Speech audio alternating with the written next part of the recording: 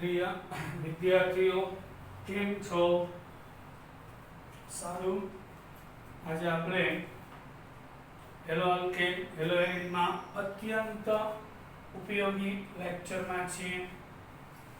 આણ્વીય કાલે આપણે પ્રકાશ ક્રિયાશીલતા જોઈ. આજે આપણે આણ્વીય એટલે અણુની અંદર રહેલી અસંમિતિ. આણ્વીય અસંમિતિ, પછી કિરાલિટી બુકનો પોઈન્ટ છે, અને પ્રતિબિંબી સમઘટકો જોશે. તમને મોડેલ દ્વારા આ પોઈન્ટ સમજાશે, એટલે મોડેલ બનાવેલા છે, ખાસ ધ્યાન આપજો. હવે આણ્વીય અસંમિતિ એટલે શું? જ્યારે કાર્બન ઉપર ચારેય સમૂહ સમાન હોય તો એ સંમિત કહેવાય, પણ ચારેય જુદા જુદા હોય તો અસંમિત કહેવાય. એની વાત કરશું. આ અસંમિત છે, પણ બે હાઇડ્રોજન સમાન આવી જાય તો એ પણ સંમિત થઈ જાય. એટલે ચારેય ઘટક જુદા હોવા જોઈએ. એ અસંમિતિ. ટૂંકમાં કીધું, લુઈ પાસ્ચર વૈજ્ઞાનિક હતા. એણે 1848માં અવલોકન કર્યું પ્રયોગ દ્વારા. 1848માં અવલોકન કર્યું કે કેટલાક સંયોજનોના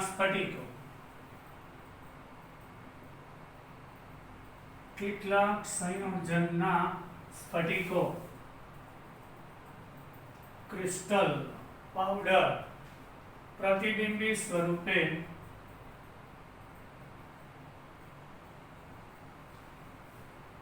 અસ્તિત્વ ધરાવે છે. મેં તમને કીધું આ કાર્બન ઉપર H છે, પછી Cl, Br અને I છે. ધારો કે આ ડોટેડ લાઈન લો કાગળની પાછળ, આ ઘાટો લીટો કાગળની આગળ, તો અરીસો મૂકીએ તેમાં ક્લોરીન અહીંયા H અને ક્લોરીન આ રીતે ડાબા જમણું ઉલટાઈ જાય. અહીંયા બ્રોમિન પાછળ અને આયોડિન આગળ. આના પ્રતિબિંબ કહેવાય. પ્રતિબિંબ સ્વરૂપે અસ્તિત્વ ધરાવે છે, જેને આધુનિક અવકાશ વિન્યાસ રસાયણનો પાયો નાખ્યો. એટલે MCQ. આધુનિક અવકાશ વિન્યાસ રસાયણ એટલે શું? વિન્યાસ એટલે ગોઠવણ. કોઈ પણ અણુનો ત્રિપરિમાણાત્મક અભ્યાસ અને અવકાશ વિન્યાસ રસાયણ શાસ્ત્ર કહેવાય. તેણે દર્શાવ્યું કે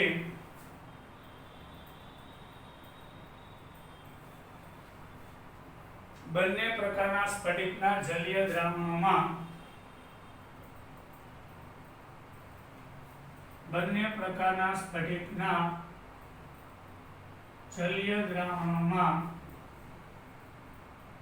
સાંદ્રતા સમાન હોય. બે અલગ અલગ દ્રાવણ લીધા, સાંદ્રતા સમાન હોય પણ વિરુદ્ધ દિશામાં ભ્રમણ દર્શાવે છે. આપણે કાલે જોઈ ગયા હતા કે ધ્રુવીભૂત પ્રકાશ આપાત કરો તો આ ધારો કે ડાબેરી કોણાવર્તન હોય તો આ જમણેરી કોણાવર્તન દર્શાવે છે વિરુદ્ધ દિશામાં. તેઓ માનતા હતા, લુઈ પાસ્ચર, તેઓ એવું માનતા હતા કે આમ શું કામ થાય છે? પ્રકાશીય ક્રિયાશીલતામાં જોવા મળતો આ તફાવત પ્રકાશીય ક્રિયાશીલતામાં જોવા મળતો આ તફાવત બંને પ્રકારના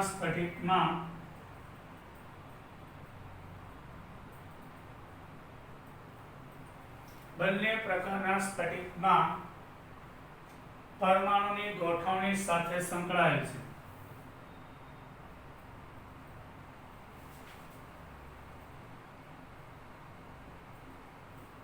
અહીં ગોઠવણી ફરી ગઈ, સંયોજન એકનું એક જ છે પણ ગોઠવણી ફરી ગઈ, ગોઠવણી સાથે સંકળાયેલ છે અને ગોઠવણી એટલે જ કે વિન્યાસ.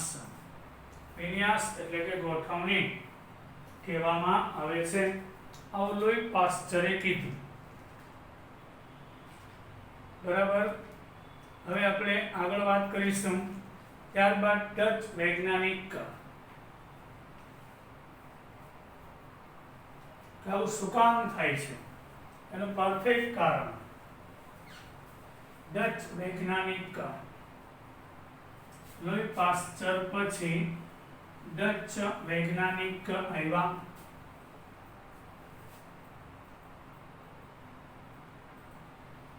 ડચ વૈજ્ઞાનિક વોન ટોફ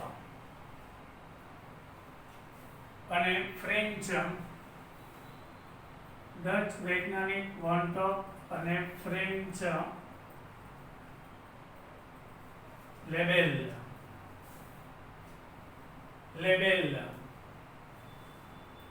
એક જ વર્ષમાં સેમ લુઈ પાસ્ચરે પ્રયોગ કર્યા પછી 1874 સ્વતંત્ર રીતે આવું શું કામ થાય. એકને એક સંયોજન હોય, એની અવકાશીય ગોઠવણી જુદી હોય તો ધ્રુવીભૂત પ્રકાશનું કોણાવર્તન બે વિરુદ્ધ દિશામાં કરે છે. રિડેલમાં અભ્યાસ ભેગા મળીને ને સ્વતંત્ર રીતે તર્ક આપ્યા અને સાચા હતા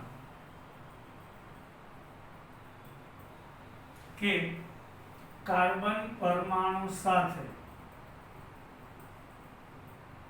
જોડાયેલા ચારે વિસ્થાપિત સમચતુષ્ફલક રીતે, સમચોરસ નહીં, જોડાયેલા ચારેય સમચતુષ્ફલકીય રીતે ગોઠવાયેલા હોય અને ચારેય જુદા જુદા હોય છે. એટલે કોઈ એક કાર્બન લઈએ, આ આપણો મધ્યસ્થ કાર્બન પરમાણુ છે, એની અંદર જોડાયેલા ચારેય ઘટકો જુદા હોવા જોઈએ અને એની અવકાશમાં ગોઠવણી બદલાય તો એનું પરિભ્રમણ બદલાઈ જાય છે.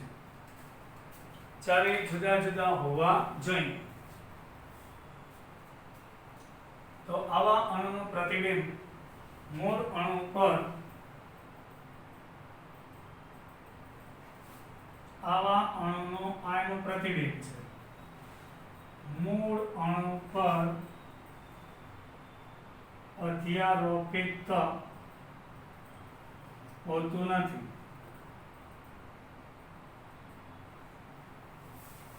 એ તમને સમજાવું.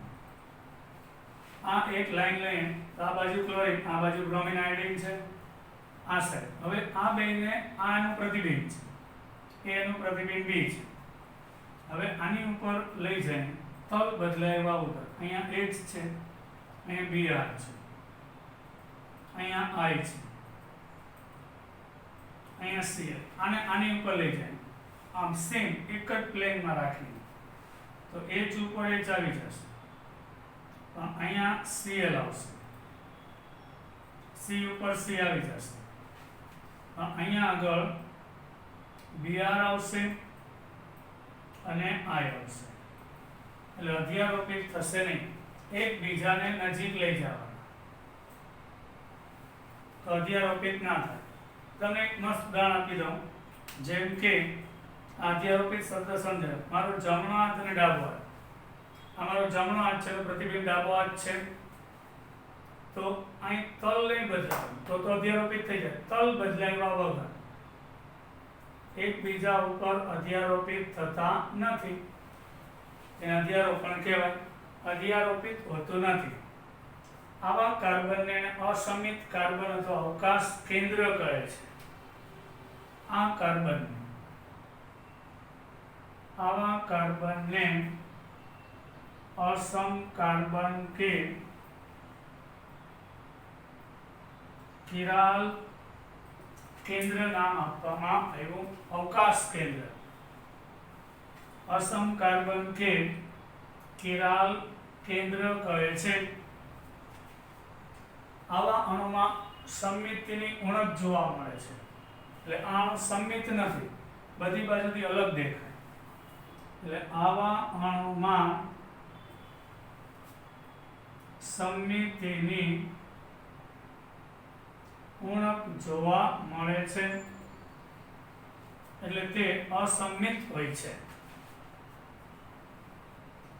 અને તેના કારણે જ તે અણુ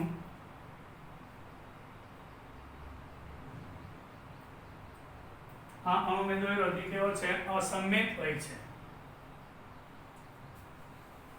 અને તેવા અણુ પ્રકાશ ક્રિયાશીલતા માટે જવાબદાર હોય છે. આવું સ્વતંત્ર રીતે વિધાન આપેલું હતું. હવે વાત કરીએ આપણે સંમિતતા અને અસંમિતતા. આપણા રોજિંદા જીવનમાં પણ ઉપયોગમાં લઈએ છીએ. તેના વિશે આપણે ડિટેલમાં અભ્યાસ કરીએ. સંમિતતા અને અસંમિતતા આપણા રોજિંદા જીવનમાં પણ જોવા મળે છે.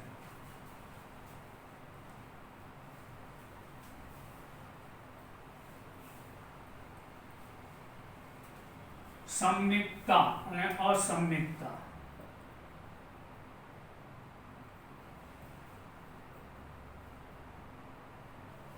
આપણા રોજિંદા જીવનમાં પણ જોવા મળે છે. એ આપણે ચર્ચા કરશું. બધા ઉદાહરણ લઈએ. ગોળાકાર, સમઘન, શંકુ આ બધાના પ્રતિબિંબો એકબીજાને સમાન છે. આપણે કોઈ ગોળ દડો લઈએ તો એનું પ્રતિબિંબ ગોળ દડો થાય. આ અરીસો છે, આનું પ્રતિબિંબ છે. તો બે એકબીજા ઉપર અધ્યારોપિત થઈ જશે. પછી આપણે કોઈ સમઘન લઈએ તો સમઘનનું પ્રતિબિંબ છે એ સમઘન જેવું જ મળશે. ચાલો, તો એકબીજા ઉપર અધ્યારોપિત થઈ જાય છે. પછી બુકમાં એક આકૃતિ આપેલી છે. ધારો કે કોઈ એક શરબતનો ગ્લાસ છે. એને તમે જો અરીસામાં તો સેમ સરખો જ દેખાશે. તો એ બંને એકબીજા ઉપર અધ્યારોપિત થઈ જાય છે, મતલબ બંધ બેસતા ગોઠવાઈ જાય છે. તો આ બધા સમમિત કહેવાય છે. પછી શંકુ લઈએ. શંકુ આઈસ્ક્રીમનો કોન શંકુ છે. તો એકબીજા ઉપર અધ્યારોપિત થઈ જાય છે. બરાબર. તો એ અકિરાલ છે. એકબીજા પર અધ્યારોપિત થાય છે. બરાબર. ગોળાકાર, સમઘન, પ્યાલી, શંકુ વગેરે. એટલે જે તે પદાર્થ અને તેનું પ્રતિબિંબ, જે તે પદાર્થ પ્રતિબિંબ એકબીજા પર અધ્યારોપિત થઈ જાય છે. જો કે ઘણી વસ્તુ એવી છે, ઘણી વસ્તુઓ એવી છે કે તેના પ્રતિબિંબો એકબીજા પર અધ્યારોપિત હોતા નથી.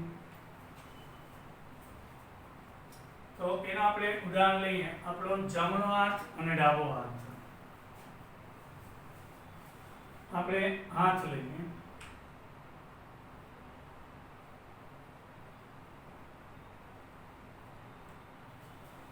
તેનું પ્રતિબિંબ આ થશે.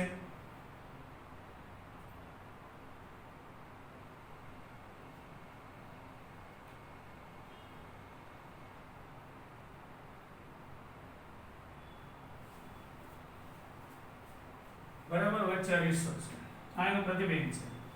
એને લઈ જાઓ છે, કોઈ થાય પ્રેક્ટિકલી બતાવું. હા, પ્રતિબિંબ છે. હવે નજીક લઈ જાઓ, આમ ઉપાડવાનું નહીં, આ રીતે. તો અધ્યારોપિત નથી. સોમાં એકબીજા પર અધ્યારોપિત હોતા નથી. એટલે આપણો ડાબો પગ અને જમણો પગ એ પણ એકબીજા ઉપર અધ્યારોપિત હોતા નથી. તેને કિરાલ કહેવાય છે. તેને આપણે કિરાલ કહેવામાં આવે છે. અને આ પદાર્થને કિરાલ કહેવાય. એટલે જે તે પદાર્થ અને તેનું પ્રતિબિંબ, આને આપણે અકિરાલ કહીશું. જે તે પદાર્થ ને પ્રતિબિંબ અધ્યારોપિત એકબીજા ઉપર થઈ જાય તો અકિરાલ. જે તે પદાર્થ ને પ્રતિબિંબ અધ્યારોપિત ના થાય તો પદાર્થ કિરાલ કહેવાય. અને આ ગુણધર્મને કિરાલિટી કહે છે. આપણે 1 by 1 આની સમિતિ જોઈ, કિરાલિટી જોઈ, બરાબર. આ ગુણધર્મને હવે અને આવા અણુઓ, આ અકિરાલ છે. અકિરાલ અણુઓ કે વસ્તુઓ પ્રકાશ ક્રિયાશીલ હોતી નથી. એટલે દ્રવીભૂત પ્રકાશનો, જેમ કે મિથેન ઉપર 4 હાઇડ્રોજન સમાન થઈ ગયા, તેનું પ્રતિબિંબ છે એની જેવું જ મળે કે એકબીજા ઉપર અધ્યારોપિત થઈ જાય, બરાબર. એટલે એ પ્રકાશ ક્રિયાશીલ ના હોય, દ્રવીભૂત પ્રકાશનું કોણાવર્તન નહીં કરે. પરંતુ જે પદાર્થ કે અણુ કેવો છે, કિરાલ છે, એકબીજા ઉપર અધ્યારોપિત નથી, તો આના માટે એ દ્રવીભૂત પ્રકાશનું ડાબેથી કે જમણેથી કોણાવર્તન કરશે.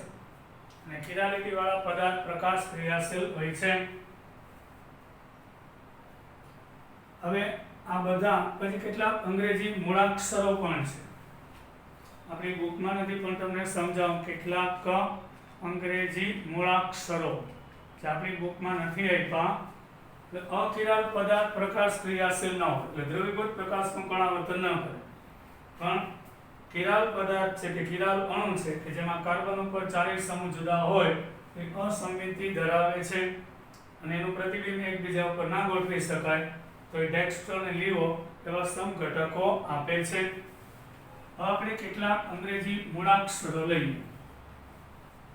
જેમ કે એ લો, તો અરીસામાં એનું પ્રતિબિંબ એ જેવું દેખાય તો અધ્યારોપિત થાય. એચ લઈએ તો એચ ઉપર એચ આવી જાય.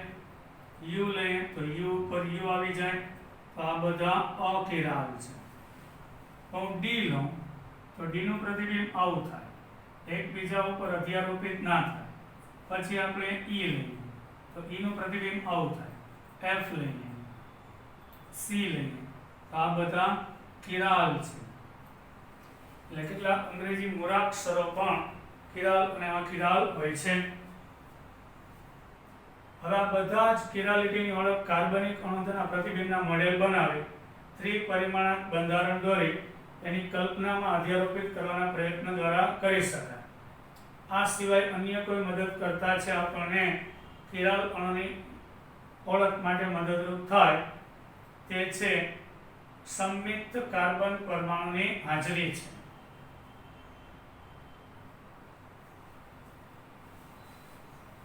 હવે આપણે ઓળખ કેમ કરવી,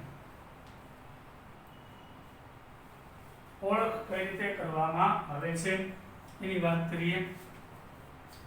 તો ઉપરોક્ત આપણે જે ભણ્યા તે આણ્વીય કિરાલિટીની ઓળખ, અણુની અંદર જોવા મળતી કિરાલિટીની ઓળખ માટે કાર્બનિક અણુ તથા તેના મોડેલ બનાવી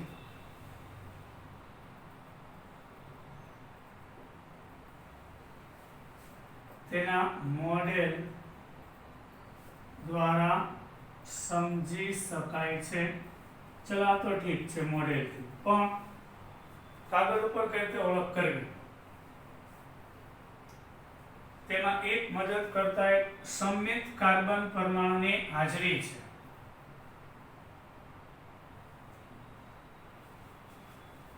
સમમિત કાર્બનની હાજરી છે. આપણે પ્રોપેન-ટુ-ઓલ લઈએ અને બુકનું ઉદાહરણ આપણે કોઈ બ્યુટેન-ટુ-ઓલ લઈએ. પ્રોપેન-ટુ-ઓલ એટલે 3 કાર્બનમાં બીજા ઉપર હોય છે. બ્યુટેન-ટુ-ઓલ એટલે 4 કાર્બનમાં બીજા ઉપર હોય છે. બ્યુટેન-ટુ-ઓલ અને પ્રોપેન-ટુ-ઓલનો વિચાર કરીએ અને તેના પ્રતિબિંબો વિશે પણ વિચાર કરીશું. તો પહેલા આપણે પ્રોપેન-ટુ-ઓલ લઈએ, મજા આવશે. પ્રોપેન-ટુ-ઓલ એટલે આ કાર્બન છે, બરાબર. અહીંયા આગળ આ OH સમૂહ છે.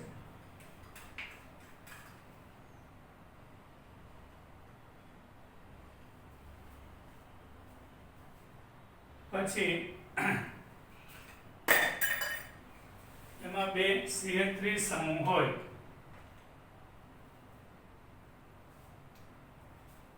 C પેલા હું દોરી લઉં.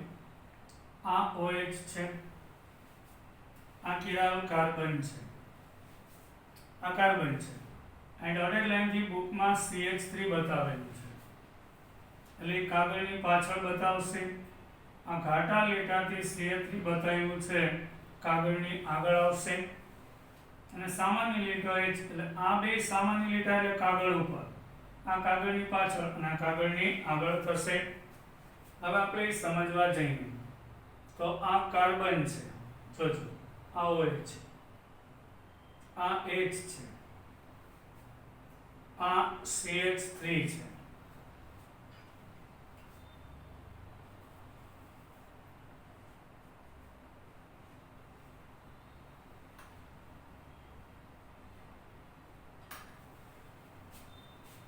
એટલે આ CH3 દેખાય છે ડોટેડ લાઈનથી કાગળની પાછળ.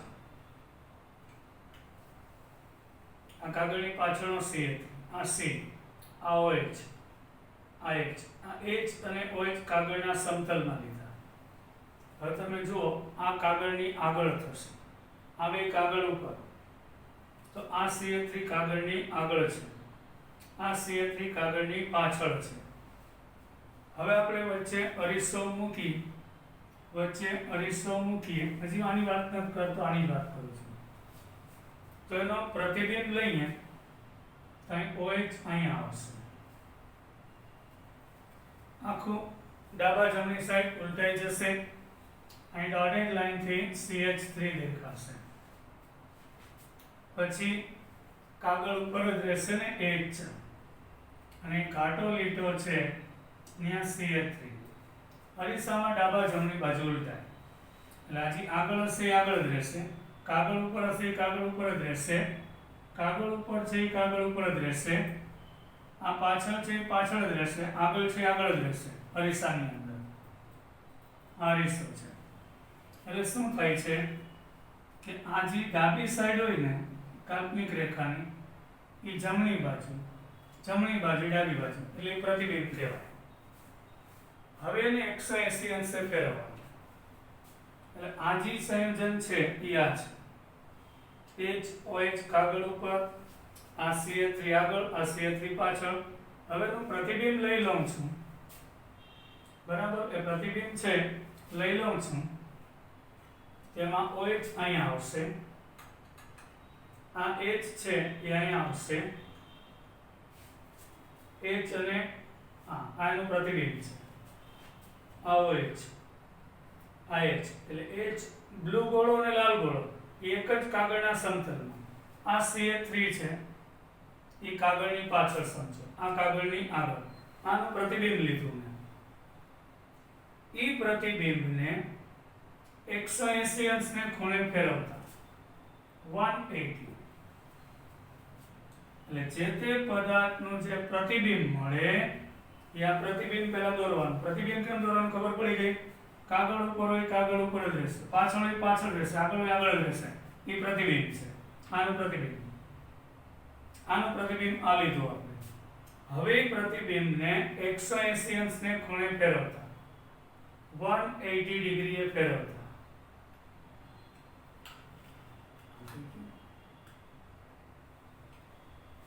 બરાબર. તો આનું પ્રતિબિંબ લેશું ને 180 અંશને ખૂણે ફેરવીશું એટલે OH, H, CH3 અને CH3 પાછું હતું એ થઈ જશે.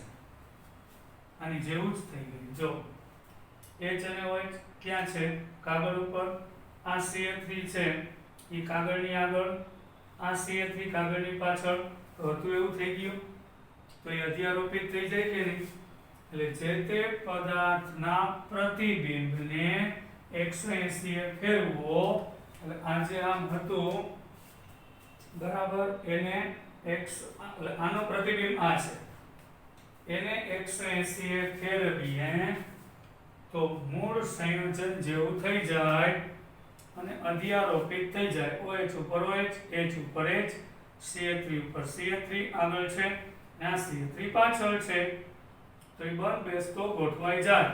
મતલબ કે આપણો પદાર્થ કિરાલ નથી, અધ્યારોપિત છે. A, B એકબીજાના પ્રતિબિંબ. આ C છે B નું 180 નું પરિભ્રમણ. તો A અને C એકબીજા ઉપર અધ્યારોપિત થઈ જાય છે. મતલબ કે તમારો પદાર્થ કિરાલ નથી. આ મોડેલથી શીખા. હવે સરળ ભાષામાં શીખવું હોય તો જ્યારે કાર્બન ઉપર ચારેય સમૂહ જુદા હોય, તો અહીંયા OH અને H જુદા છે પણ આ બે સમાન છે. મતલબ આમ પણ ખબર પડી જશે કે તમારો પદાર્થ કિરાલ નથી, પ્રકાશ ક્રિયાશીલ નથી. હવે આપણે વાત કરીશું બ્યુટેન ટુ ઓલ લઈએ. બ્યુટેન ટુ ઓલ લઈએ. બ્યુટેન ટુ ઓલ, તો એના વિશે શું કહી શકાય એની વાત કરીએ. બ્યુટેન ટુ ઓલ લઉં છું. હવે જો પહેલા તમને પ્રોપેન 1 ઓલ વિશે વિગતવાર કહી દઉં. પ્રોપેન ટુ ઓલ આમે જોયું તે એમાં દરેક કાર્બન ચેક કરતા શીખવાડ્યું. આ પહેલો કાર્બન છે એમાં 3 હાઇડ્રોજન સમાન થઈ ગયા એટલે આ કિરાલ નથી. આ કાર્બન ઉપર H, OH અને CH3 છે. તો આ કાર્બનની અહીંયા H અને OH છે બરાબર, પણ આ બાજુ આખું લેવાનું. આ ત્રીજો બંધ છે આખું ઝુમખું CH3, અહીં CH3 આ બે સમાન થઈ જાય એટલે આ કિરાલ નથી. આ કાર્બન ઉપર 3 હાઇડ્રોજન સરખા આવી ગયા, એકેય કાર્બન કિરાલ નથી. આ રીતે ચેક કરવામાં આવે છે. હવે આપણે બ્યુટેન ટુ ઓલ લઈએ. બ્યુટેન ટુ ઓલ, તો બ્યુટેન ટુ ઓલ પ્રકાશ ક્રિયાશીલ છે કે નહીં એ આપણે પહેલા મોડેલ દ્વારા પછી પહેલા એકદમ થિયરિટિકલ જોઈ લઈએ. તો આ કાર્બન ઉપર 3 હાઇડ્રોજન છે એટલે આ કાર્બન કિરાલ નથી. આ કાર્બન ઉપર એક H, એક OH, આ બાજુ આખું CH3 અને આ બાજુ CH2 CH3 એટલે 1 2 3 આ જેટલો ભાગ હોય ને બધો જોવાનો. આ એક લીટો, એના પછીનો ભાગ આ બે, આ 3, આ બાજુ ઇથાઇલ, મિથાઇલ, H અને OH એટલે આ કાર્બન કિરાલ છે. આ કાર્બન કિરાલ નથી. કેમ ખબર પડશે? એમાં બે સમાન હાઇડ્રોજન આવી ગયા. આ કાર્બન કિરાલ નથી. એટલે જે કાર્બન ઉપર 40 સમૂહ જુદા હોય એને કિરાલ કાર્બન કહેવાય, કિરાલ કેન્દ્ર કહેવાય. અને એ અણુ પ્રકાશ ક્રિયાશીલ હોય. તો અહીં કિરાલ કાર્બન, કુલ કાર્બન 4, એમાં કિરાલ કાર્બન એક જ છે એટલે એમાં અસમમિતિ જોવા મળશે. હવે આપણે એની બુક મુજબ દોરીને બતાવું તો આ કાર્બન ઉપર બુકમાં OH અને H અને OH મેં બતાવ્યું એક જ સમતલમાં છે કાગળ ઉપર. એની સાથે મિથાઇલ સમૂહ છે એ કાગળની પાછળ છે અને બુકમાં ધન પાછળથી ઇથાઇલ બતાવ્યો. હવે આની ખબર પડી ગઈ. આ ધન પાછળ એટલે કે કાગળની આગળ છે. આ બે કાગળ ઉપર, આ કાગળની આગળ, આ કાગળની પાછળ હશે. હવે એનું પ્રતિબિંબ લઈએ. આને આપણે બુકમાં નામ આપ્યું છે બંધારણ ડી. એનું પ્રતિબિંબ લઈ લે તો પ્રતિબિંબમાં શું કરવાનું હોય? એમાં મોડેલ નહીં આવે, કાલ્પનિક રેખા લેવાની, ત્યાંથી ને ડાબા જમણું ઉલટાવવાનું. એટલે OH છે એ જમણી સાઈડ છે, ડાબી સાઈડ આવશે. આ કાર્બન ઉપર એટલે H અને OH કાગળ ઉપર જ રહેશે પ્રતિબિંબમાં. CH3 છે એની ખાલી સાઈડ ચેન્જ થશે, પાછળ પાછળ જ રહેશે. અહીંયા C2H5 આગળ જ રહેશે, પણ એ ડાબી સાઈડ હતો એ ભાગ જમણી સાઈડ આવી જાય. એટલે આ ત્રણ ભાગ અહીંયા હતા, અહીંયા આવી ગયા. એટલે D નું પ્રતિબિંબ E છે. હવે આપણે એને 180 અંશને ખૂણે પરિભ્રમણ આપવાનું. કોને? આને 180. તો શું થશે? એમાં 180 અંશને ખૂણે પરિભ્રમણ આપતા શું થાય તમે બતાવો.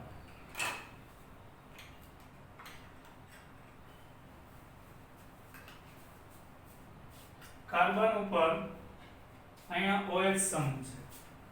આ કેસરી ગોળો જે કાર્બન, અહીંયા OH, આ H છે. આ બે કાગળ ઉપર છે. હવે આ આપણો ઇથાઇલ થઈ ગયો. જાંબલી ગોળો છે, યાદ રાખો ઇથાઇલ છે અને આ મિથાઇલ છે. એટલે OH અને H દેખાય છે કાગળ ઉપર. આ આગળ છે કાગળની અને આ પાછળ છે.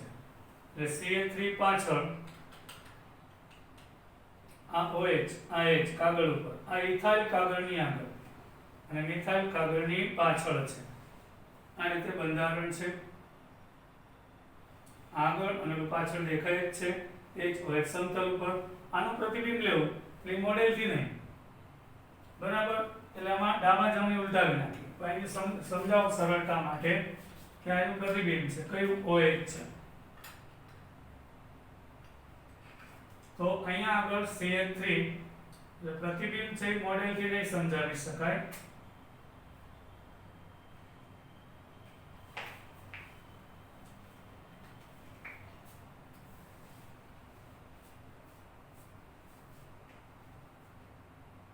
પ્રતિબિંબમાં અરીસામાં ખાલી ડાબા જમણી સાઈડ ઉલટાય છે.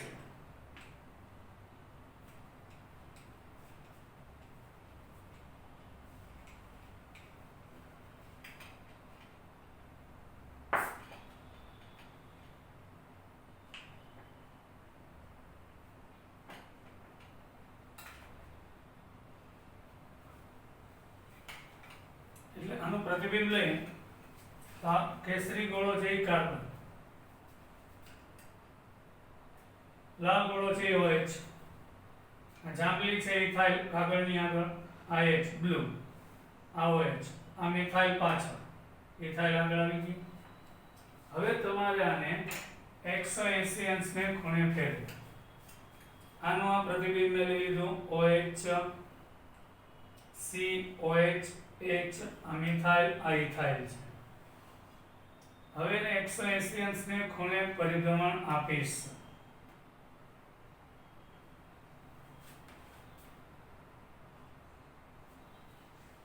કેટલા અંશને ખૂણે પરિભ્રમણ આપ્યું? 180. એટલે OH અને H છે એ એક જ સમતલમાં આવી ગયા કાગળ ઉપર, પણ જે મિથાઇલ ભાગ હતો આ એ પાછળ હતો એ આગળ આવી જશે. અને ઇથાઇલ ભાગ છે એટલે ત્રણ વાર ભર્યો. આ ઇથાઇલ અહીંયા હતો આગળ, મિથાઇલ પાછળ. એને 180 અંશને ખૂણે ફેરવું છે. એટલે ઇથાઇલ પાછળ વયો ગયો, મિથાઇલ આવી ગયો. OH અને છે એ સમતલ ઉપર જ રહેશે. એટલે OH અને H છે એ સમતલ ઉપર, પણ પ્રોબ્લેમ એ થાય છે આપણો ઇથાઇલ પાછળ વયો ગયો અને મિથાઇલ આગળ આવી ગયો. તો હવે D, E અને F. તો અહીંયા D અને F એકબીજા પર અધ્યારોપિત થઈ શકે ખરી? આને લઈ જાવ છે, ન થાય. OH ઉપર OH આવે, H ઉપર H આવે, C ઉપર C આવે. તો અહીંયા મિથાઇલ છે, ત્યાં આપણો ઇથાઇલ આવશે. અહીંયા ઇથાઇલ છે તો ત્યાં મિથાઇલ આવશે. એટલે આગળના ભાગમાં મિથાઇલ આવી ગયો, અહીંયા આગળના ભાગમાં ઇથાઇલ હતો, અહીંયા મિથાઇલ હતો, અહીંયા ઇથાઇલ આવી ગયો પાછળ, એટલે આખું અધ્યારોપિત થાય. જે તે પદાર્થનું પ્રતિબિંબ લેવાનું, એને એક સાઈડ ફેરવવાનું, અને ઈ ફેરવેલું સ્વરૂપ અને મૂળ સ્વરૂપ પર બેસવાનું, તો અધ્યારોપિત ના થાય. બરાબર. ભ્રમણ પામેલું પ્રતિબિંબ. છોકરો સમજાઈ ગયું? તો આ પદાર્થ કિરાલ છે, કિરાલિટીનો ગુણધર્મ ધરાવે છે. રેડી? હવે આપણે એના અન્ય કેટલાક ઉદાહરણ પણ લેશું. અહીં બ્યુટેન ટોલમાં સમચતુષ્ફલકીય કાર્બન સાથે જોડાયેલા ચારેય સમૂહ જુદા જુદા છે. અહીં બ્યુટેન ટોલમાં આ સમચતુષ્ફલક એટલે 1 2 3 ને 4 OH H મિથાઇલ ઇથાઇલ ચારેય સમૂહ જુદા જુદા છે, એટલે અપેક્ષા અનુસાર તે કિરાલ કાર્બન છે. બરાબર. અને એ પ્રકાશ ક્રિયાશીલ હશે. હવે આની ઉપર પ્રકાશ આપાત થાય તો ધારો કે જમણેરી કોણાવર્તન કરશે તો આ ડાબેરી કરશે, અને આ ડાબેરી હશે તો આ જમણેરી હશે. હવે તો પોલેરિમીટર ઉપરથી નક્કી થાય, અણુ દોરવાથી નક્કી થશે નહીં. આમ બ્યુટેન ટુ ઓલ એ પ્રકાશ ક્રિયાશીલ છે. હવે ખબર પડી ગઈ. કિરાલ કાર્બન, કિરાલ કેન્દ્ર કોને કહેવાય? જ્યારે ચારેય સમૂહ કાર્બન સાથે જોડાયેલા જુદા જુદા હોય તો. હવે એના અન્ય ઉદાહરણ લઈએ તો ક્લોરોબ્યુટેન CH3CHCl CH2 CH3.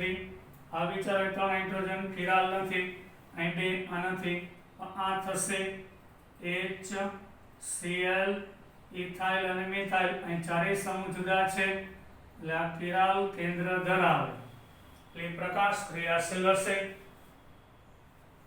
પછી 2,3 ડાયહાઇડ્રોક્સી પ્રોપેનોલ 2,3 ડાયહાઇડ્રોક્સી પ્રોપેનોલ.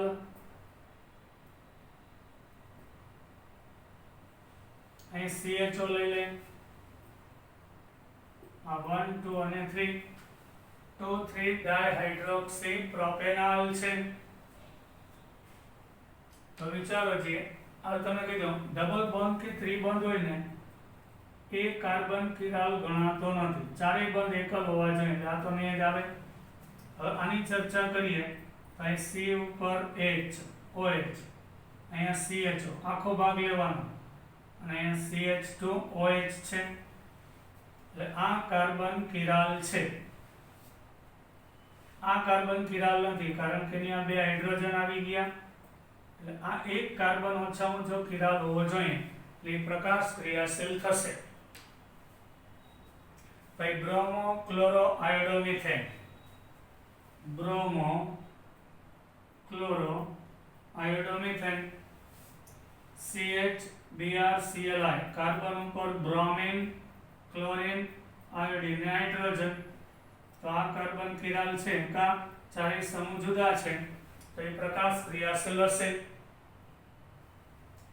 ભાઈ 2 bromo propanoic acid, 2 bromo propanoic acid, આ COOH સમૂહ છે, એમાં દ્વિબંધ આવી ગયો, એટલે આ કાર્બન કિરાલ નથી. હવે આ બીજો કાર્બન લ્યો છે, અહીં CH3 H, આના પછીનો એક H, અહીંયા CH3Br અને આ COOH, આ કાર્બન કિરાલ છે. આ દ્વિબંધને કારણે નથી, ચારે બંધ એકલ હોવા જોઈએ આની જેમ, અને ચારે બંધ એકલ હોય એની ઉપર ચારેય સમૂહ જુદા હોવા જોઈએ. H Br આખું CH3 આખું COOH, આ કિરાલ નથી, કારણ અહીંયા 3 હાઇડ્રોજન સમાન થઈ જાય, એટલે અહીંયા પણ એક કાર્બન કિરાલ છે, એટલે પ્રકાશ ક્રિયાશીલ હશે. અને જેના પ્રતિબિંબો એકબીજા પર અધ્યારોપિત ના હોય, જો તમને સમજાવી દઉં, ક્લોરીન, બ્રોમિન, આયોડીન અને H. અહીંયા I અને H છે એક જ સમતલમાં લઈશું. ચાલો, તો અહીંયા Cl છે, ધારો કે પાછળ, Br છે આગળ.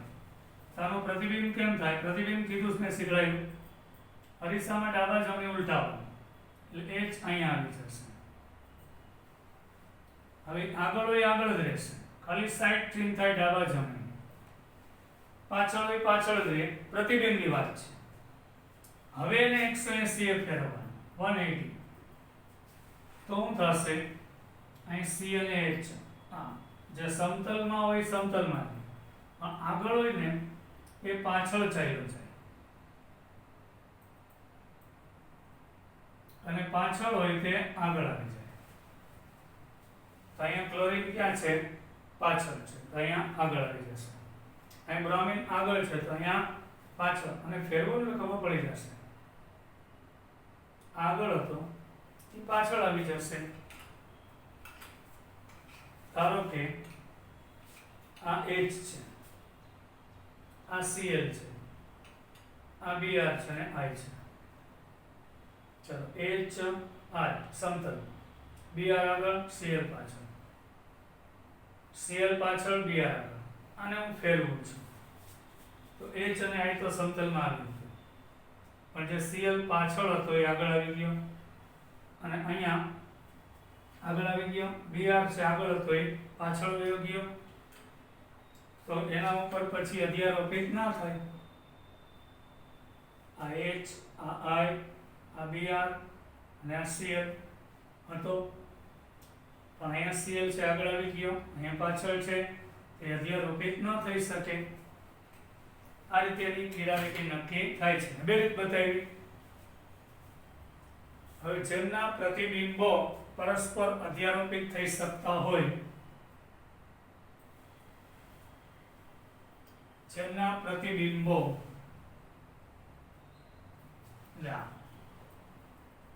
એકબીજા પર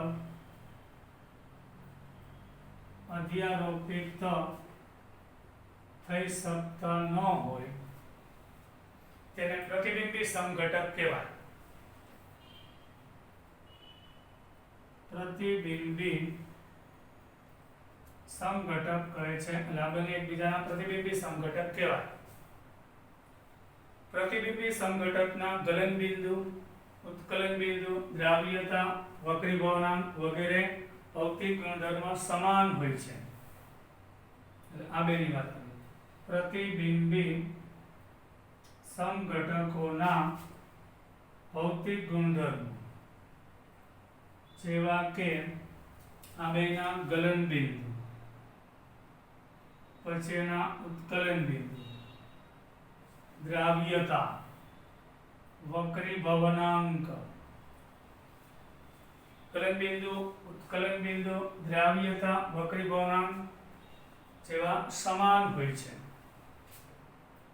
એક બાબતમાં જુદા પડે છે. દ્રવીભૂત પ્રકાશનું કોણાવર્તન. માત્ર ધ્રુવીય પ્રકાશના ભ્રમણની બાબતમાં આ જમણી કોણાવર્તન કરે તો આ ડાબી.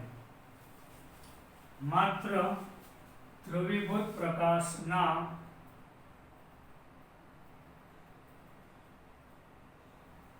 કોણાવર્તનની બાબતમાં જુદા પડે છે આ બંને, જે તે પદાર્થ અને તેનું પ્રતિબિંબ. એક ડેક્સ્ટ્રો હોય દક્ષિણ ભ્રમણીય, તો બીજો લીવો હોય છે. કયો ડેક્સ્ટ્રો ને કયો લીવો એ તો પોલેરીમીટર ઉપર પ્રયોગ કર્યા સિવાય ખબર પડે નહીં. એક ડેક્સ્ટ્રો હશે તો એક લીવો હશે, પણ કયો ડેક્સ્ટ્રો ને કયો લીવો એ તો પ્રયોગ કર્યા સિવાય ખબર પડે નહીં. બુકમાં એક નોંધ મારેલી છે.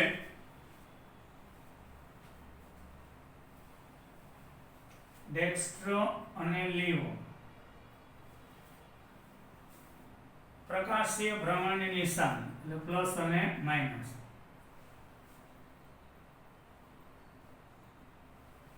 નિશાનીને સંયોજનના નિરપેક્ષ બંધારણ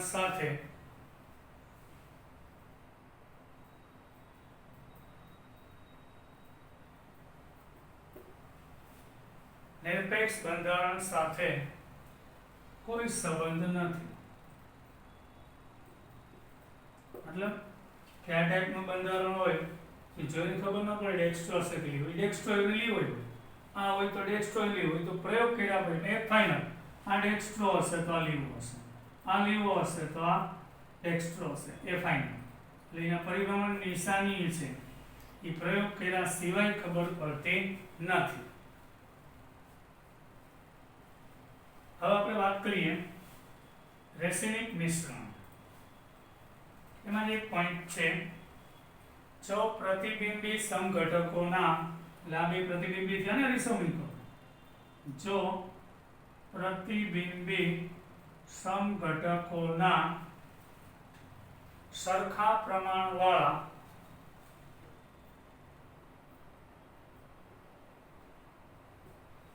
એક સરખું પ્રમાણવાળા મિશ્રણનું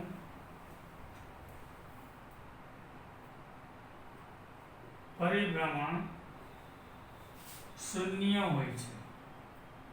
એટલે જેટલો ડેક્સ્ટ્રો લીધો એટલો જ લીવો લઈ ને એક પાત્રમાં મિક્સ કરી દે, બે 50-50% લીધું તો એનું પરિભ્રમણ 0 થઈ જાય, કારણ કે આ જમણેરી તો આ ડાબેરી, તો કુલ પ્રકાશ બહાર આવે કોણાવર્તન વગર આવશે, શૂન્ય હોય છે.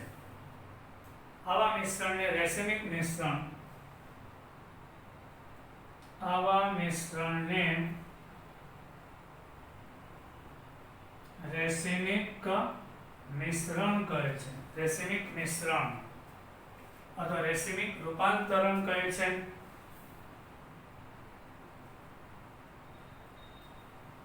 રેસિમિક રૂપાંતરણ પણ કહેવામાં આવે છે. રેસિમિક મિશ્રણ દર્શાવવા માટે DI, રેસિમિક મિશ્રણને દર્શાવવા માટે D અને L ભેગું, ડેક્સ્ટ્રો અને લીવો, અથવા તો પ્લસ ઓર માઇનસ ભેગું વડે દર્શાવાય છે.